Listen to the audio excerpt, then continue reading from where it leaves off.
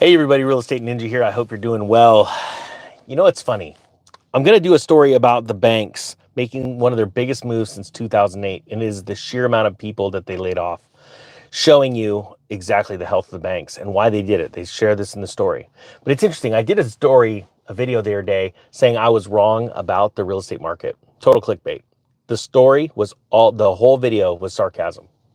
It was, I was wrong about the real estate market. There's no way home prices are dropping. And then I showed you where homes are dropping. And then I said, you know, I was wrong about this, about Fed. And then I showed the proof. And it's interesting reading through the comments. 90% of the people get it. They understand sarcasm. It is the lowest form of humor. But the point being is that those other 10, they're only headline readers. Yeah, you knew you were wrong and blah, blah. Okay. See, this is your competition, and this should get you fired up and excited. Like, this should get that grin on your face and go, oh yeah, I got this. You know, the other day, or a month ago, when I talked about the Fed may pull a rabbit out of its hat, or really out of its butt, when we talk about they may lower interest rates, and this isn't the time to lower interest rates. They have not gotten in control. They have not gotten control over inflation. And the only reason, and I said about a month ago, if they do it, they're going to do it for political reasons, and this is how you're going to identify it. And then sure enough, next Fed meeting, they say, hey, we're penciling in a few lowers, and everyone's all excited. So you were wrong. I'm like, holy cow. You know, the carnage that's going to happen from that tiny little bubble pop and that 3 to 7 months of data, between 3 and 7 months, 1 quarter, a little over 2, all this euphoria. And it's interesting, you know, it's like cryptocurrency. I used to arbitrage. I remember one day arbitraging crypto and I would make about $20,000 a day. True story. Most people don't understand how level 1 and level 2 trading works in crypto, but I'm going to give you an example, and we're going to tie it into real estate here. Before I get into the story, it's about the banks, it's about the bank layoffs, and them showing you why they laid all those people off. It shows you the truth. But you got to look behind the veil. You've got to actually see what's going on behind the scenes to understand what's really going on, right? And until you know how the system works, you're broke. You're screwed. So with cryptocurrency, and they don't let you do this with stocks. A Bloomberg terminal will allow you to do it. There's other ways, I guess, with stocks, but it's very expensive. But with crypto, it's very transparent. When you get onto an exchange, it allows you to look at all of the order book. That what I mean is all of the people trying to sell a crypto on one side, the amount they want and the volume, the size of their trade. And then you see all of the people on the green side that want to buy that crypto. And you see all of the buy orders. I used to actually be able to just match orders, and it was amazing. I made $20,000. That was my peak in one day, just matching orders. And I would just do it all day long. And it was great. See, Wall Street doesn't want you to know that. That's why they want to get involved here in crypto. They like to pull the strings. There are these dark pools, trading pools out there in Wall Street. And there's, well, most people don't understand this. When you go onto your exchange and you go to put a buy order in for a stock, you're more than likely buying stock that's on their exchange. They're putting priority on what they have available or their derivatives. And so they don't want you to know this stuff, right? They don't want you to know the behind the scenes stuff. Well, when there were days where Bitcoin was actually crashing or XRP was crashing, and I was laughing because nobody was selling. And so the few, honestly, those days, fools, because it was the craziest thing. I used to go into like Binance, and when I would put on Bitcoin, the little whale thing would show up. And that's what I didn't even me, it shocked me. I'm like, oh, there's a whale on. I found out it was me putting the Bitcoin on there because there just wasn't that much that day. And so I would put a handful of Bitcoin on and do some trading.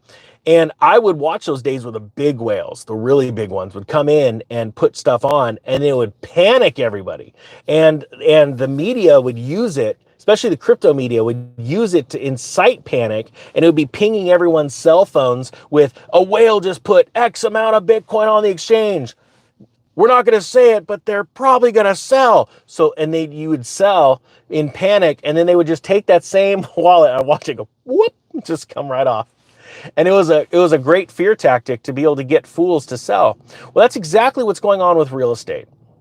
And I know it sounds crazy in interest rates. What's happening right now? They're putting out, and I'm going to do a news story on the Economic Ninja a little bit about the crash or the insane rise in all these cities of real estate prices. And then there's actually other stories where all these other cities are collapsing in price.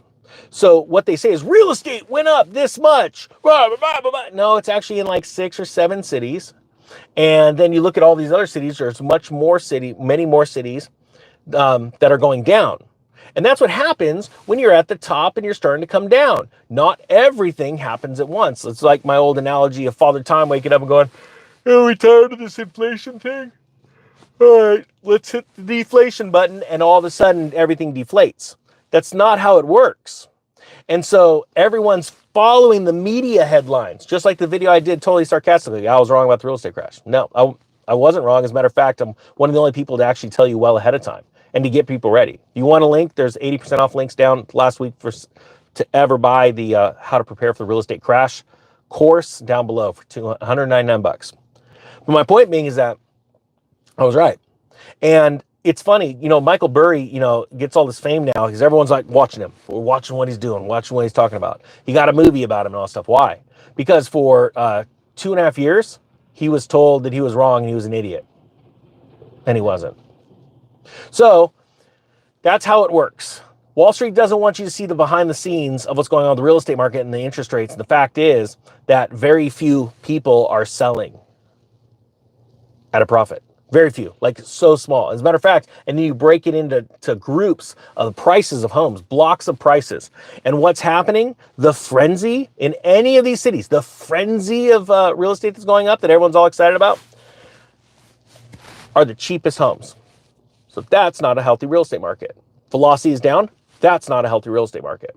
So now let's talk about the banks, because the banks are not healthy. And when the banks aren't healthy, they don't lend. But why are they lending right now? Because the Federal Reserve is pulling emergency acts right now through the repurchase window. They are in an emergency.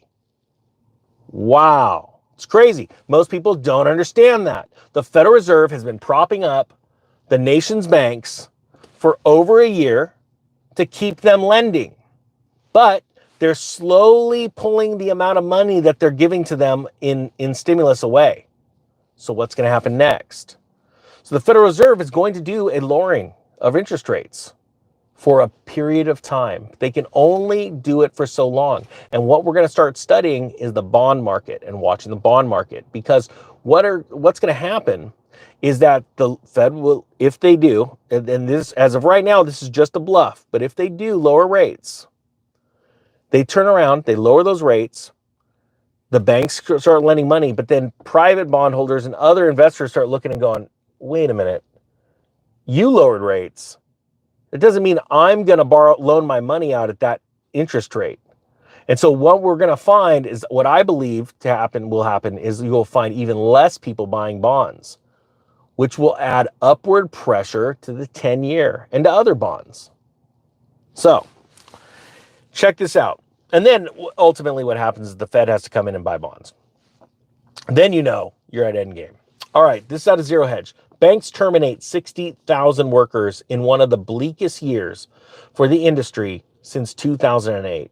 It says the collapse of 3 U.S. regional banks, First Republic Bank, Silicon Valley Bank, and Signature Bank, marked some of the largest failures in the banking system since 2008. Central banks contained the mini crisis. Let me stop right there. And when they're the mini crisis, it's like, on the whole, preparation H does feel good. Let me know what movie that is down below. When you're thinking mini crisis, I want you to please go back to 2008 and Ben Bernanke saying, there's no crisis. We fixed it. Everything's good. And by the way, real estate can't fall all at once. When they were having a mini crisis. Okay. Back then in 2005, banks were in trouble because of the loans they'd made, but the FDIC hadn't moved in. They hadn't, grabbed some big banks with big money and taken them over. Okay. So this time it's worse. It says a new report from the Financial Times shows 20 of the world's largest banks slashed 61,905 jobs in 2023. A move to protect profit margins in a period of high interest rates. So again, they wanted to move to protect their profit margins. That's why, they're showing, pretty steady incomes coming in, because they're laying people off. Okay, they can't do business as usual. They can't do it. Business is not normal for banks. So it says here, amid a slump in deal making and equity and debt sales, this compared with the 140,000 loss during the great financial crisis of 2007 and 2008. So many people say, Ninja, yeah, 2008 was way worse. Okay, we're just beginning. It's only just begun to crash. Sorry, I don't care what people think. I love it. All right. Big crashes everywhere. Ninja Nation is going to fare well. All right, here we go. There's no stability, no investment, no growth in most banks, and there are likely to be more job cuts, said Lee Thacker, owner of financial services headhunting firm Silver Prime Partners. And if anyone knows that it's going to be bad when it comes to employment, is a headhunter. FT noted that corporate disclosure data and its independent reporting did not include smaller regional bank cuts. Now, we've seen the Federal Reserve come out and want to really shield the smaller banks. Why? Because they know how screwed they are.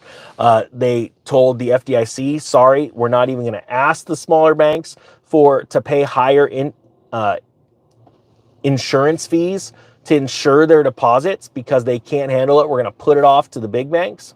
They also came out and said that they are currently helping over 700 banks, and they will not disclose the names of them, even within 5 years after this event is finished. Think about that, because they are so afraid that people will hear, oh, that's my small bank, and rip their money out and have a whole nother crisis going on. So that's serious. Don't you love it when the feds go, we're not going to tell you the truth? Like, it's like JFK. Why wouldn't you just tell us the truth? What's wrong with the truth? Oh, that's what's going on. Type 1 if you think the whole JFK thing should have came out, that the people should have heard the truth. Why are they hiding all those documents? Type 2 if you think, no, it's totally normal for a government not to tell us why a president was killed. It's horrible. Morgan Stanley rescued jobs by 4,800. Bank of America by 4,000. Rescued. That was a slip. Morgan Stanley reduced jobs by 4,800. Bank of America by 4,000. Goldman Sachs by 3,200. Blah, blah, blah, blah, blah. Okay, so it's bad, right? The revenues aren't there. So this is partly a response to overexpansion. But there's also a simpler explanation. Political cost cutting, said Thacker.